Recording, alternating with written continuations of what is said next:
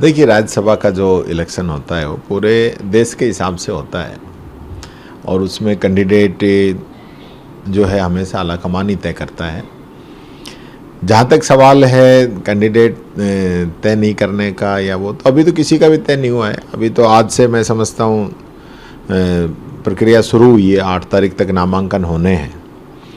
तो जल्दी आलाकमान इस पर निर्णय लेगा और मैं समझता हूँ 1 सीट कांग्रेस की और 2 सीट बीजेपी की, ये इलेक्शन हो जाना चाहिए, आराम से कैंडिडेट होगा। प्रयास क्या रहेगा कि राजस्थान से किसी को राज्यसभा भेजा जाए या फिर ये आलाकमान का निर्णय है। क्योंकि नीरज डांगी राजस्थान से ही थे। हाँ, नहीं राजस्थान से थे, पर ये जो राज्यसभा का जो इलेक्शन रहता है ये हमेशा आलाकमान पर। हम तो पार्टी के कार्यकर्ता हैं, जैसा आलाकमान चाहेगा एआईसीसी सब लोगों से सलाह करके जो करेंगे।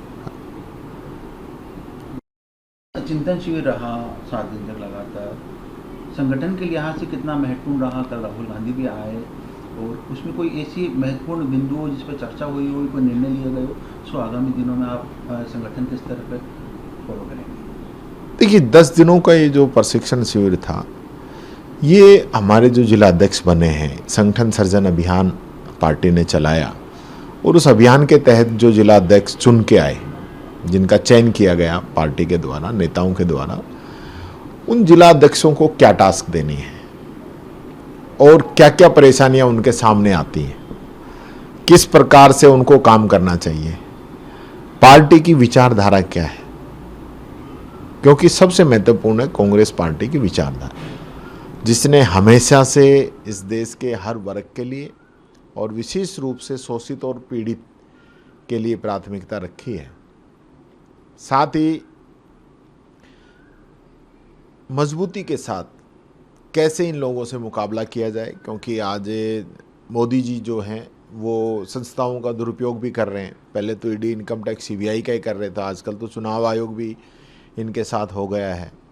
सुप्रीम कोर्ट तक ये कह दे कि कोई बात नहीं, अब की बार वोट नहीं डाला तो अगली बार डाल लेना। ये जो परिस्थितियां हैं, एक वो समय था जब कांग्रेस थी तो एक एक वोट के लिए भी कई जगह मतदान केंद्र होते थे कि एक भी वोट छूटना नहीं चाहिए। अब ये है कि वोट डले नहीं डले कोई फर्क नहीं पड़ता, तो चेंज आ गया बहुत।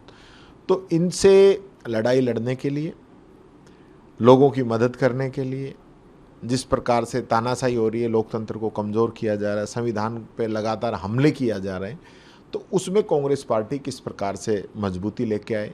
कांग्रेस का जो विजन था देश की आज़ादी की लड़ाई, और उसके बाद पंडित जवाहरलाल नेहरू जी के नेतृत्व के अंदर जिस प्रकार से पंचवर्षीय योजनाएं आई, देश का विकास हुआ, एक मजबूती की जो नींव रखी, आईआईटी थी, एम्स थे, बड़े बड़े डैम थे, बड़ी बड़ी भिलाई और बोकारो जैसी इंडस्ट्री थी, वो सब जो लेके आए, उन सबको वहाँ से लेकर मनमोहन सिंह जी के समय तक क्या हमारा इतिहास रहा है, वो सारी चीज़ें जो है जिला अध्यक्षों से डिस्कस की गई है। टीकाराम जी, आरएस की जो एक सूची निकली थी उसमें, लेकिन अब तो पोस्टिंग नहीं दी गई, क्या लगता है?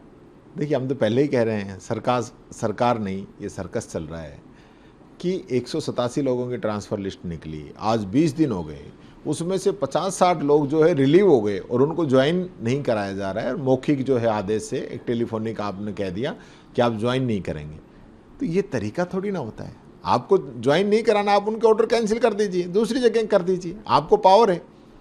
पहली बात तो लिस्टें ही नहीं आती, आरएस की लिस्ट के लिए कितने दिनों तक तो अधिकारी काम ही नहीं करते रहे कि मेरी लिस्ट आ रही है, लिस्ट आ रही है, नाम आ रहा है, मेरे को जाना है, ये चलता रहा। और जब लिस्ट आई तो ये हालत है।